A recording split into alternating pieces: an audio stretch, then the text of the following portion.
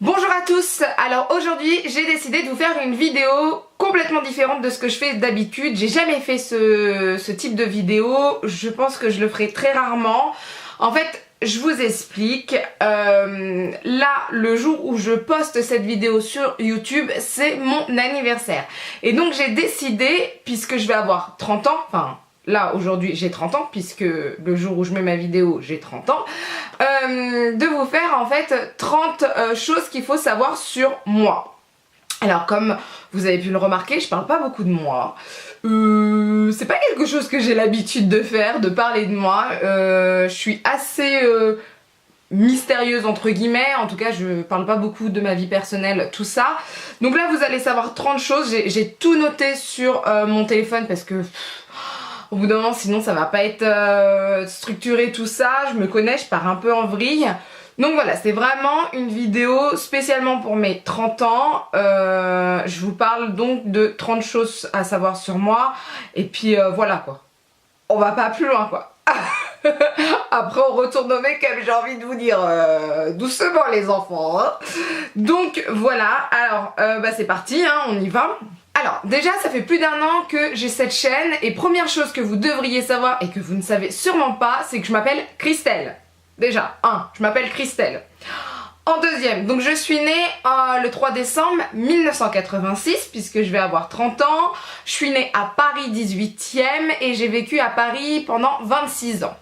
Alors, comment vous dire que j'adore Paris, je suis fanat de Paris, sauf que au bout d'un moment j'en avais marre de vivre dans des apparts avec des voisins partout, on peut pas faire de bruit, les apparts c'est petit, c'est souvent en location, pour acheter à Paris c'est le gros bordel, donc bref, j'ai déménagé il y a 3 ans à peu près en province parce que je voulais une grande maison avec un grand jardin pour avoir un super toutou et pouvoir construire une vie de famille.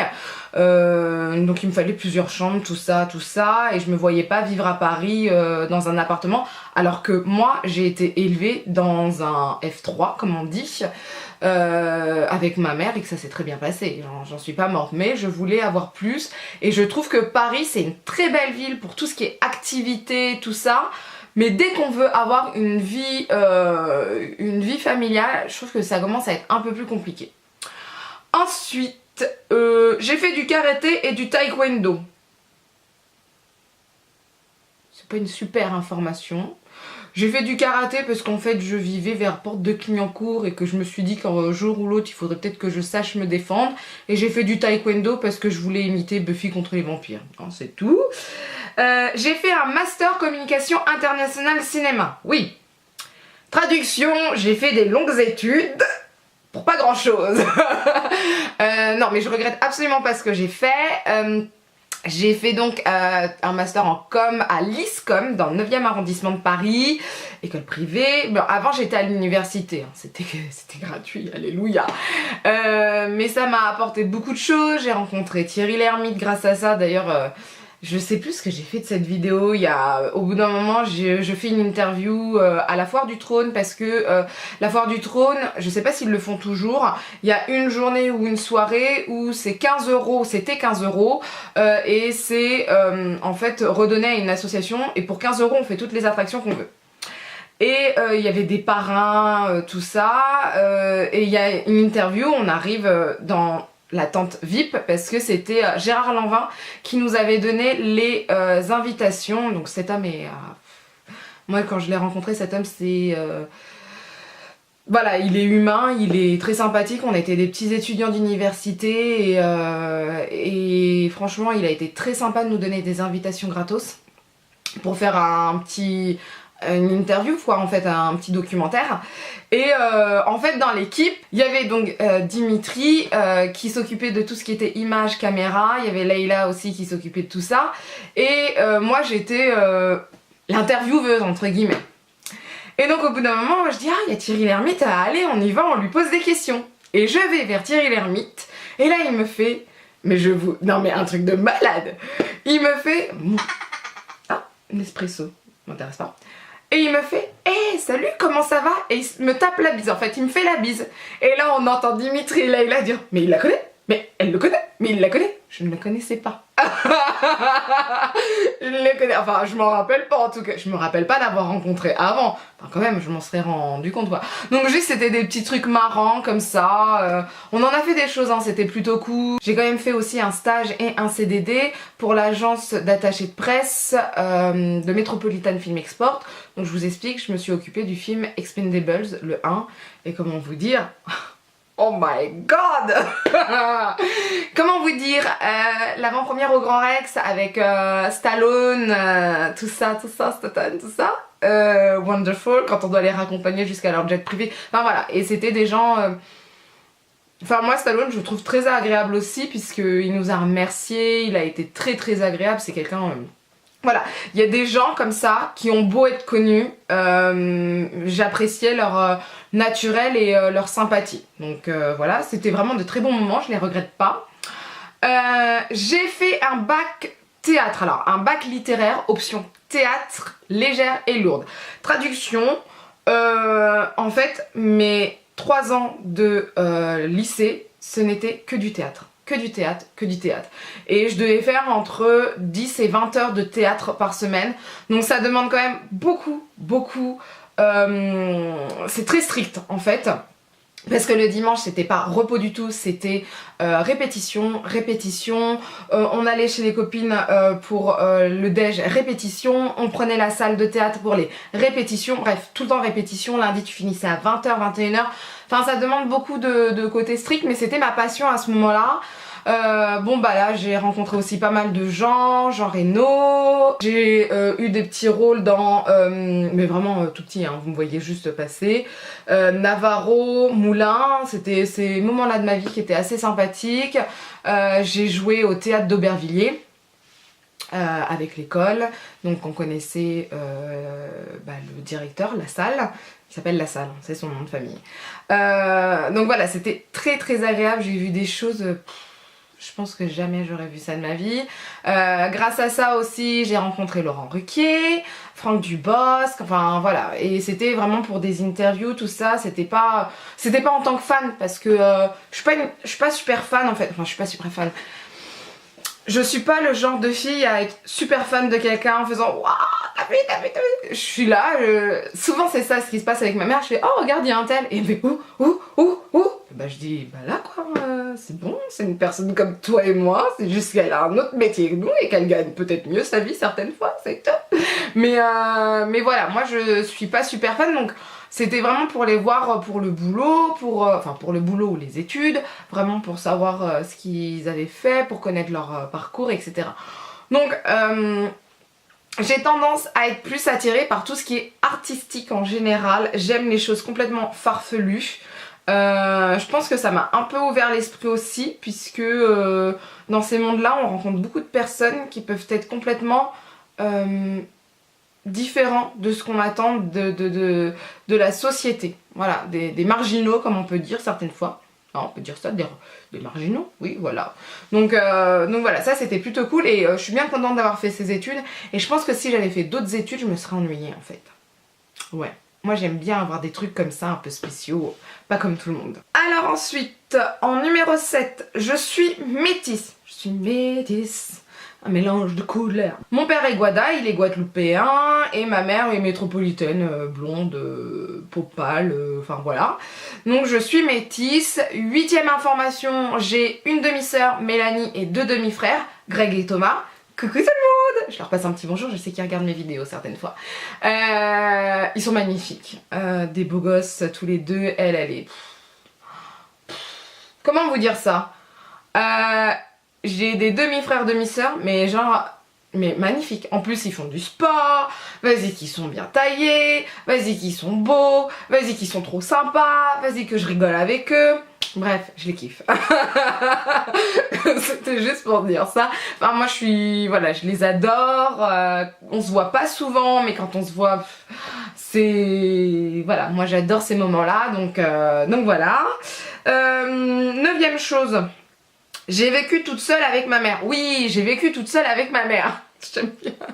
Je suis fille unique. Enfin, je suis fille unique. J'ai des demi-frères et une demi-sœur. Mais j'ai pas vécu avec. Donc, j'ai vécu toute seule avec ma mère à Paris.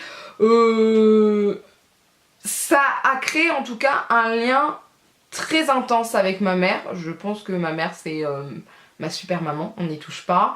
On s'appelle tout le temps, genre certaines fois 1 heure et téléphone, et même certaines fois quand je vais aller la voir pendant mon trajet, je l'appelle en fait. C'est complètement débile puisque je vais la voir après, mais non, faut que je l'appelle, ou elle, faut qu'elle m'appelle, et si on s'appelle pas une fois dans la journée, bah ça y est, c'est catastrophique, c'est pas possible, etc. Enfin bref, j'ai des gros délires avec ma mère. Alors c'est très bizarre de vivre toute seule avec sa mère aussi quand t'es petit, parce que genre ma mère, elle aimait pas les jeux de société. Quand j'étais petite, quand je demandais à ma mère de jouer à des jeux de société, elle me disait ok, on joue au mot le plus long ou au Scrabble.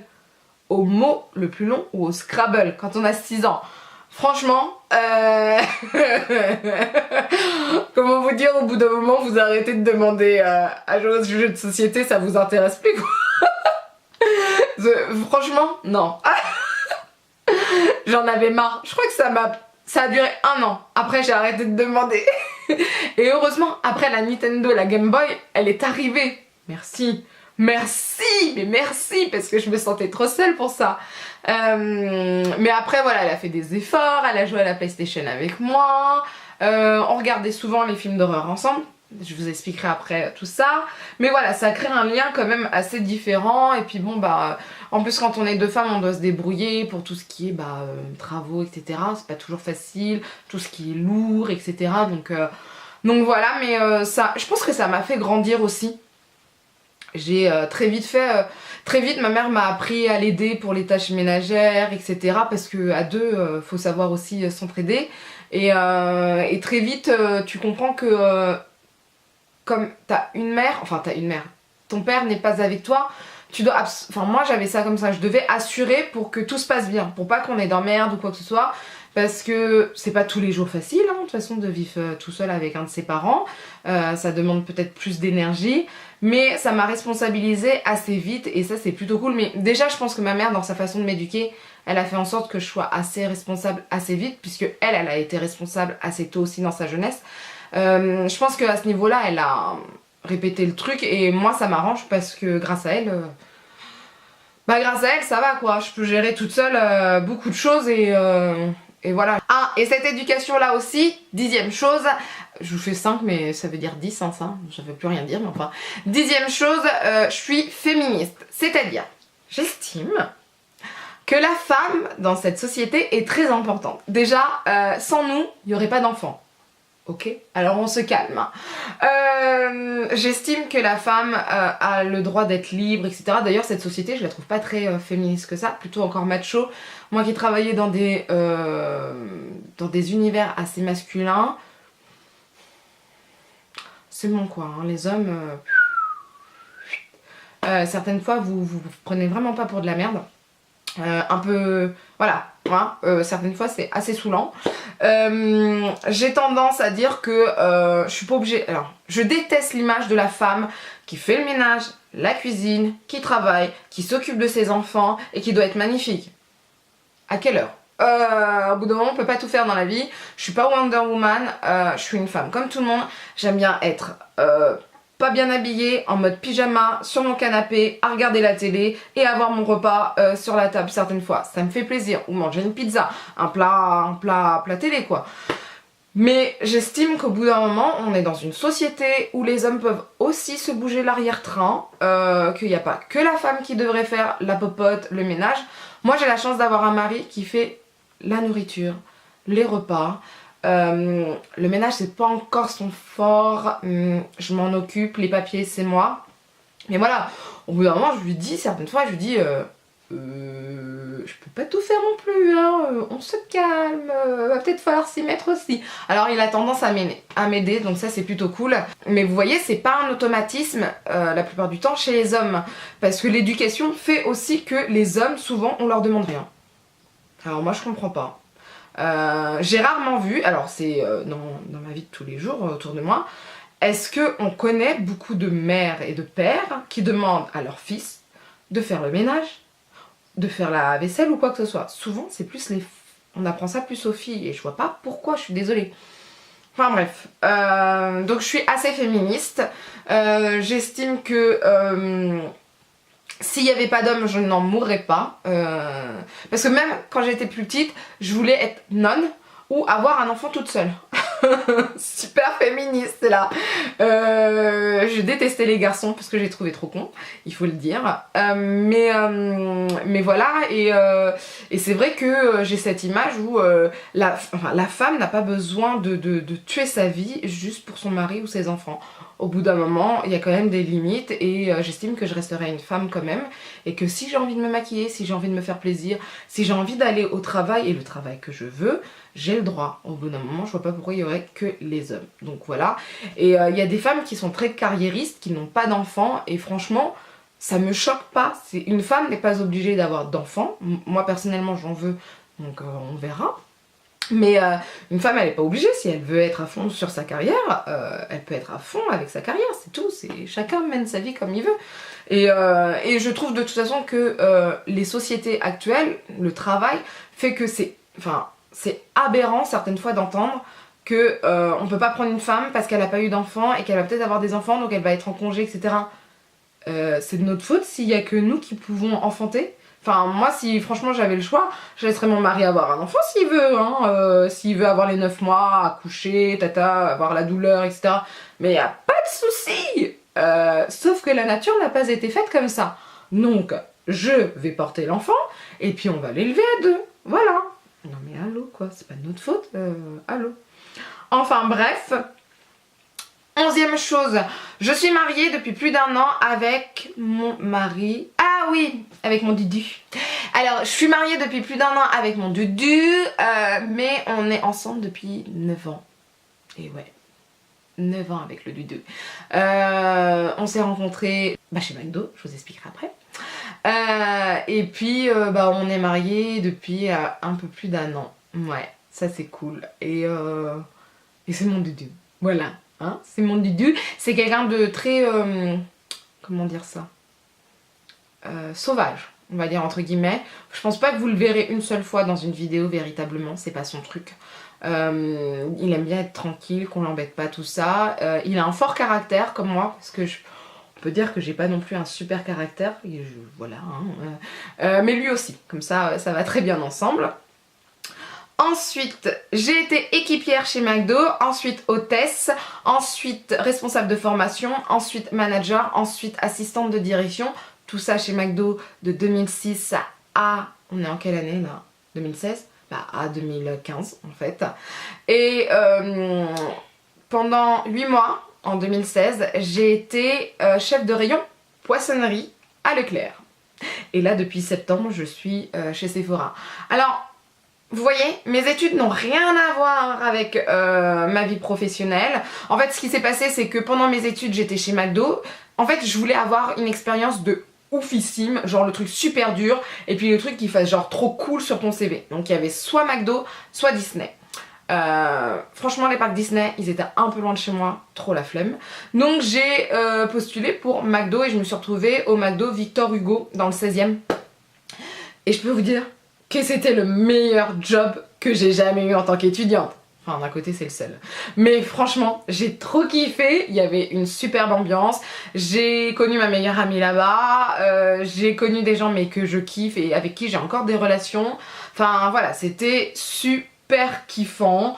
Je regrette pas du tout. Mais franchement, pas du tout. Je pense que ce sont les meilleures les meilleures années en tant que jeune que voilà, j'ai kiffé, j'ai vécu plein de trucs, enfin voilà. Ensuite, ce qui s'est passé, c'est que j'ai eu mon CDD en com pour Metropolitan Film Export, mais c'était un remplacement, donc ensuite il s'est terminé. Je suis retournée chez McDo en me disant je vais avoir le temps de trouver un autre job, sauf qu'ils m'ont proposé un poste plus intéressant, mieux payé que ce que je pouvais avoir avec la com. Donc j'ai accepté, ensuite on a déménagé, donc je me suis retrouvée dans un autre McDo dans la région. Expérience différente, c'était un franchisé, alors que dans le 16e c'est un McDo compagnie et c'est complètement différent. C'était moins cool et puis j'avais plus de responsabilités. Donc j'ai pas super kiffé, j'ai en tout cas rencontré encore une fois des gens mais topissimes, je les revois encore, mais l'expérience était plus compliquée. Ensuite bah à Leclerc ça s'est enfin pour moi ça s'est très bien passé. J'ai rencontré moins de gens oufissimes parce que je suis pas restée longtemps et je suis surtout pas restée parce qu'au Poisson si t'as des problèmes de dos c'est foutu et c'était ça en fait, je pouvais pas avec mon dos, c'était pas possible, j'avais lumbago sur lumbago sur lumbago, enfin voilà quoi.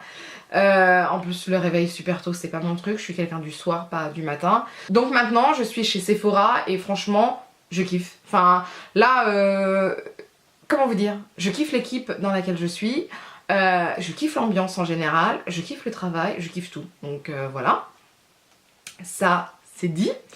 J'ai visité 2 fois les États-Unis, une fois en 2007 et une fois pour mon voyage de noces l'année dernière. Donc en 2007 j'ai fait toute la côte ouest, Californie, Las Vegas, j'ai fait quoi? J'ai fait en Californie, j'ai fait Los Angeles, j'ai fait San Francisco, j'ai aussi fait San Diego, enfin voilà, j'ai fait beaucoup de choses avec ma mère. C'était vraiment topissime et c'était en fait une sorte de parcours qu'on fait avec tout un groupe, etc. Et l'année dernière, bah, j'ai fait la Floride avec mon mari et c'était waouh. Alors là, on était que tous les deux, on avait notre voiture, les hôtels étaient réservés. Enfin, franchement, l'agence de voyage, elle a assuré et voilà. Moi, je kiffe les États-Unis de toute façon. Donc voilà, je kiffe les États-Unis. 14e chose, maintenant j'aimerais visiter New York. C'est surtout ça aux États-Unis que j'aimerais. La Nouvelle-Orléans quand même, j'aimerais bien voir. Après j'aimerais bien voir aussi l'Australie. Mais mon mari m'a parlé des araignées qui étaient super qui tuaient là, les grosses araignées tueuses. Là j'ai un peu de mal. Tokyo et Hong Kong. J'aimerais bien ça. Ouais. J'ai oublié de vous dire, mon mariage et mon voyage de noces, c'était sur le thème des films d'horreur. Donc ma robe n'était pas totalement blanche, elle était noire et blanche. Mon gâteau avait du coulis fraise pour faire style sang avec des figurines en chocolat assez film d'horreur. Et le voyage de noces, on a fait la soirée d'horreur à l'Universal Studios. On est allé aux Everglades voir les alligators. Et puis voilà, c'était assez sympathique. Enfin voilà. Et on était partis pendant la période à peu près d'Halloween. Donc ça c'était cool. Le voyage de noces et le mariage, c'était sur le thème des films d'horreur. Parce que mon mari et moi adorons les films d'horreur. Mais genre, moi j'aime les films d'horreur, j'aime les livres d'horreur, j'aime les séries d'horreur. De toute façon déjà je suis cinéphile et sérivore. Ça c'est sûr. Je regarde The Walking Dead, The Strain, j'arrive pas à le faire avec mon accent. Strain, je ne sais pas. American Horror Story, Salem, moi je regarde. Qu'est-ce qu'on regarde d'autre? Gotham, mais c'est pas horreur, ça c'est BD. Stephen King, moi j'adore ses livres. J'adore le film Ça, Freddy, Scream. Il y en a tellement, franchement, il y en a tellement. Les Paranormal Activity, je les ai kiffés. Enfin voilà, moi je suis fan de tout ça. Sincèrement, Halloween en plus c'est ma fête préférée, je crois qu'elle est au même niveau pour moi que Noël et je ne peux pas manquer un 31 octobre sans regarder plusieurs films d'horreur ou séries, quoi que ce soit, je mélange tout moi dans la soirée avec des bons becs et un plat américain. Voilà, ça je suis fan, enfin voilà, j'adore tout ça. 17ème chose, bah voilà, Stephen King c'est mon auteur préféré au niveau des livres. J'ai du mal à lire en ce moment, je suis un peu entre les séries, les films, YouTube, mon travail, tout ça. Mais franchement, quand j'étais petite, j'adorais Harley Stein qui a fait Chair de poule. Et maintenant, j'adore Stephen King. Donc, j'ai pas beaucoup grandi à ce niveau-là. J'aime toujours tout ce qui est horreur. 18ème chose, je ne suis pas fan des films humoristiques ou tristes. Donc, genre Bridget Jones, vous laissez tomber, je déteste. L'humour... Ça dépend. Je suis pas une grande fan quoi. Je suis quelqu'un qui adore rigoler, qui adore faire des choses oufissimes, etc. Mais sincèrement, il n'y a pas beaucoup de films qui me font rire. Voilà. Je rigole pas beaucoup. Je préfère les one-man shows, quitte à choisir. Mais les films rigolos, j'ai du mal à rire. 19ème chose, je ne supporte pas les personnes qui pleurent. Oui, j'ai un problème avec ça. C'est-à-dire que quand quelqu'un pleure devant moi, je me sens super mal à l'aise. J'estime, C'est atroce ce que je veux dire, je sais. Je m'en rends compte, ne m'en voulez pas. Mais j'estime que déjà, on peut pleurer chez soi, dans sa chambre. Et j'estime que si tu pleures, c'est vraiment qu'il y a mort d'homme. Voilà. Tu pleures pas juste pour pleurer. Je pense que dans la vie, il y a des choses bien plus terribles qu'on puisse vivre. Moi, j'ai cette chance pour l'instant, ma vie n'est pas terrible. J'arrive à trouver les côtés positifs, tout ça. Mais à part si quelqu'un de proche meurt, je vois pas pourquoi je pleurerais. Voilà, c'est tout. Et encore, j'aurais tendance à pleurer toute seule dans mon bain ou toute seule dans ma chambre. Voilà, c'est ma vision des choses. Donc je ne supporte pas les gens qui pleurent. De toute façon, mon mari est comme moi, il pleure pas beaucoup. J'apprécie les gens comme moi qui pleurent pas beaucoup parce que sinon je suis trop mal à l'aise. Mais pleurer pour pleurer, pleurer parce que t'as un petit souci, pleurer, voilà. Tu peux pleurer parce que tu sais que tu vas mourir. Tu peux pleurer parce que tu sais que t'as une maladie comme un cancer ou quoi que ce soit. Tu peux pleurer parce que tu sais que la personne que t'adores, elle va peut-être mourir ou elle va se retrouver dans un état catastrophique niveau santé. Ça, tu peux pleurer. En fait, moi, les seules fois où j'ai pleuré, j'ai pas dû pleurer beaucoup de fois devant les gens, mais après j'ai honte en fait. J'ai honte. Je sais pas pourquoi. Pleurer devant des gens, ça me terrifie. Voilà, tout simplement. Ça montre mon côté faible et j'ai pas envie en fait. Donc je fais attention à ça. Ce qui est débile, mais c'est comme ça. 20e chose, donc ça va avec ce que j'ai dit avant, je suis quelqu'un d'assez froid. C'est-à-dire, vous voyez Brie Van Der Kampf dans Desperate Housewives, bah je serais à peu près le même genre. Voilà. Je suis assez froide, je suis pas câlin, je suis pas bisou, voilà. J'aime bien m'éclater, faire des trucs complètement fous, rigoler, mais après je suis pas très je suis pas très fan de tout ce qui est affection, je suis pas très fan de tout ce qui est pleurs, tout ça, c'est pas mon truc. Je suis assez fan de tout ce qui est je me tiens droite, la tête levée, et puis on avance quoi. Enfin c'est mon truc à moi, donc voilà. Ça va toujours avec la 21e chose. Ah oui, j'ai un air hautain quand quelqu'un m'énerve. Alors, je peux pas le contrôler et je pense que j'ai pas envie de le contrôler. Tout le monde me le dit. Quand quelqu'un m'énerve, mais je regarde les gens, mais d'une façon, genre t'as pas intérêt à m'énerver parce que ça se voit tout de suite. Mais j'ai un air hautain. Alors j'en ai conscience, surtout avec les gens que je ne connais pas.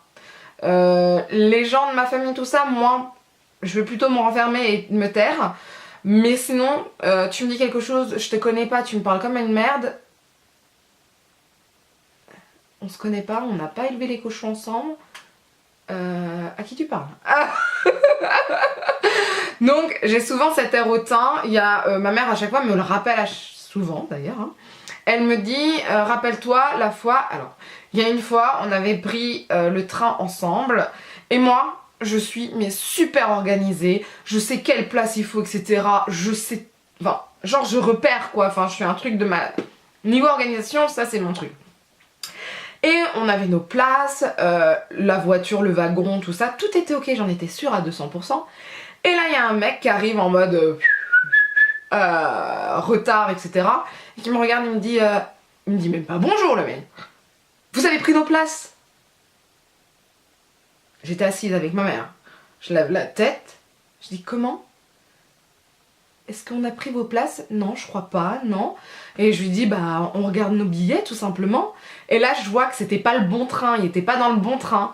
Et je lui dis, ah, c'est pas le bon train. Et là j'entends bip, les portes qui se ferment et je lui dis, c'est bête. Je déteste ça. Franchement, me parler comme ça, on se connaît pas, tu sais même pas si t'as complètement raison ou quoi que ce soit. Moi je lui dis, on regarde nos billets de train, mais ne m'agresse pas s'il te plaît. J'étais assise tranquille. Donc voilà. Ça c'est le genre de truc, voilà, je supporte pas. Et pareil, si quelqu'un un jour me fait un truc mais vraiment atroce, je vais pas m'énerver. Mais par contre, le jour où la personne elle a un problème, mais même pas qu'elle me demande quelque chose, je serai pas là. Mais no way. Donc voilà, c'est à ce niveau-là que je suis assez hautaine et assez froide. Voilà. Et j'ai du mal à pardonner aussi. Très rancunière comme fille. 22e chose, j'ai fait cette chaîne YouTube car... Ah oui, pourquoi j'ai fait cette chaîne YouTube? En fait je vous explique. un jour, je regardais une vidéo de Sana là. Je commençais à m'intéresser à tout ça et mon mari voit la vidéo et me dit mais attends, elle fait quoi là? Je lui dis bah elle explique ce qu'elle a acheté, ses favoris, etc. Il me dit bah franchement... Et je lui dis ah oui, et je lui dis et elle commence à gagner de l'argent. Et il me dit bah franchement toi tu pourrais le faire hein, parce que vu tous les produits que t'as en haut dans ta chambre et la salle de bain tu pourrais le faire. Je lui dis ah ouais? Moi toute contente comme dit ça. Et il me dit bah ouais vas-y hein, franchement essaye tu verras bien. Et je lui dis chiche je le fais et tu me dis rien. Franchement tu me laisses faire tranquillement etc. Et il me dit oui. Donc bah j'ai commencé puis après j'en suis devenue accro hein, il faut le dire. Donc bah voilà pourquoi j'ai lancé ma chaîne. Sinon est-ce que j'aurais lancé ma chaîne? Non je pense pas. J'aurais pas eu le courage en fait. Et puis en plus c'était une période où j'étais dans un travail que je kiffais pas trop. Je commençais à en avoir marre. Bref, quand tu t'ennuies au travail, moi j'aime bien avoir un truc assez spécial et donc là je me suis dit ça va me changer les idées, ça va me faire du bien donc je l'ai fait. Ah, 23e chose, ma couleur préférée est le noir. Ça se voit. Ça se voit. Ouais, c'est pas une couleur, je sais, mais c'est le noir. Je trouve ça classe, je trouve que ça amincit en plus, mais ouais, c'est le noir. 24e chose, je suis super gourmande.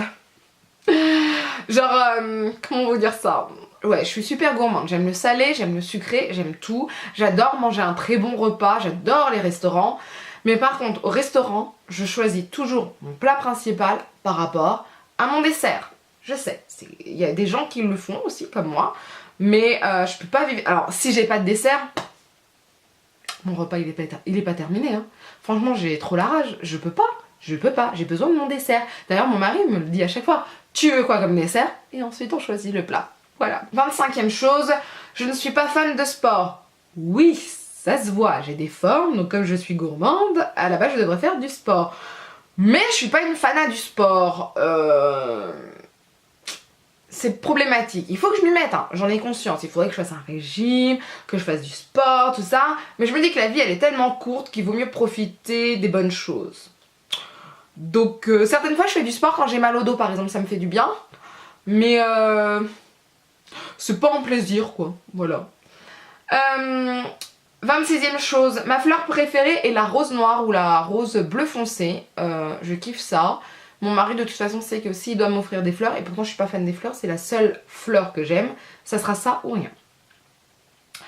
27e chose, mon dessin animé préféré est La Belle et la Bête. Oui, j'adore La Belle et la Bête. Alors déjà ça se passe en France, trop beau la France, franchement. Hein. Elle adore tout ce qui est littérature, elle rencontre la bête. Alors franchement, par contre, la bête, quand elle devient prince magnifique, il est trop laid. Je le préfère en bête. Enfin, c'est peut-être mon avis, mais je trouve que la bête, elle est plus belle que le prince. Vous voyez ce que je veux dire? J'adore Lumière, j'adore Big Ben, enfin bref, j'adore. J'aurais kiffé avoir la grande bibliothèque qu'il y a dans le château, mais faut avoir un château, et j'ai pas de château. 28e chose, je suis gauchère, donc à la base je devrais mourir avant les droitiers, hein, voilà, parce que sachez que nous les gauchers, on doit s'adapter au monde des droitiers. C'est énervant. Franchement ça m'énerve. Donc ça peut être problématique certaines fois pour tout ce qui est rien que le maquillage, tout ça, certaines fois ça peut être un peu problématique. Mais on s'adapte tout simplement. Est-ce que c'est une tare? Ça dépend. Franchement ça dépend. Quand rien n'est fait pour les gauchers, c'est un peu problématique, il faut s'adapter. Ça prend donc plus de temps, tout ça, mais bon, on s'y fait, hein, voilà. Hein. Il faut bien parce que sinon on pourrait pas vivre dans ce monde de droitier. Hein. 29e chose, je vais y arriver. Je suis une consommatrice née. Oui, je sais. Comme vous pouvez le voir, j'adore acheter. Quand j'étais petite déjà, j'avais un problème. J'achetais tout par 2 ou par 3. Et ma mère me le disait. Et ça continue en fait. Salut Biscotte, il y a Biscotte qui vient d'arriver. Ça continue, j'achète souvent les choses par plusieurs, en plusieurs fois. J'achète souvent les choses en 2 fois ou quoi que ce soit, c'est assez énervant, j'en ai conscience, j'adore acheter, j'adore les nouveautés, donc bon, j'essaye de me calmer à ce niveau-là, mais c'est pas tous les jours évident. Il faut que je fasse attention quand même, parce que faut pas que ça devienne trop une drogue ou quoi que ce soit, parce que sinon ça va devenir problématique. 30e chose, dernière chose d'abord, je suis accro à mon téléphone. C'est-à-dire que si je n'ai pas cet outil-là dans mon sac à main et que je m'en vais de chez moi, je retourne à la maison, quitte à être en retard au travail, en retard à un rendez-vous, j'en ai rien à faire. Je ne vis pas sans mon téléphone. No way. C'est très important. On ne sait pas ce qui peut arriver dehors. Je veux mon téléphone avec moi, c'est tout. Et enfin pour finir, j'ai rajouté quand même une petite dernière chose, hein, c'est que je vous adore. Voilà, je suis super contente de faire cette chaîne. Moi j'adore énormément, j'adore les commentaires que vous me laissez en général. Pour l'instant j'ai de la chance, j'ai pas trop des commentaires négatifs ou sinon je fais pas attention. Mais voilà, je trouve ça super cool, je trouve ça cool de vous rencontrer, c'est une superbe expérience et j'espère que ça va continuer quand même, franchement, hein, parce que ça me plaît et que je vous kiffe, voilà. Donc sur ce, j'ai terminé cette vidéo, maintenant je vais aller au travail parce qu'il faut aller travailler. Je vous dis à bientôt pour des tutos et tout ce qui est Noël. C'est bientôt Noël, c'est bientôt Noël avec tous les tutos, tout ça. Donc voilà, sur ce, je vous fais de gros bisous et je vous dis à bientôt. Bye!